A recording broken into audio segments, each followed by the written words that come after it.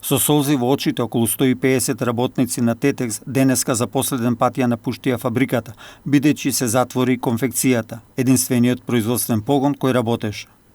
Така, после 69 години непрекинато работење на волнарскиот комбинат Тодор Циповски Мерџан, АД Тетекс од Тетово, се стави клуч на фабриката. Не работи, решиле да се затвори, тоа е тоа. На свите ни е тешко, нема што да правиме. Решили да се затвори и тоа е. Сваки со своја среќа.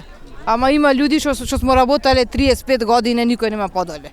Значи свите смо стари више. Се затвора фабриката, не им се исплаќа да работат, тоа е. Нема корист. Од раководството на АД Тетекс велат дека и покрај 7-децениското работење на овој некогашен текстилен гигант, затварањето било неминовно. Конфекцијата е последниот производствен погон кој работеше во состав на АД Тетекс. Во овој дел не можеме рентабилно да работиме, иако во изминативе 3-4 години во конфекцијата работиме само за извоз, работите не одеа добро. Странските фирми воопшто не ги интересира нашите проблеми. Тие ни даваат нивни цени и ни велат ако сакаме да работиме по овие цени е во ред, а ако не бараат други фирми со кои ќе работат. Ова им се случи на сите текстилни гиганти од поранешна Југославија. Нас текстилците едноставно не поклопи далечниот исток со многу ниски цени на текстилот и ние тоа не можеме да го издржиме, па затворањето на Тетекс беше неминовно. Од синдикалната организација на АД Тетекс велат дека се запазени сите работнички права согласно колективниот договор.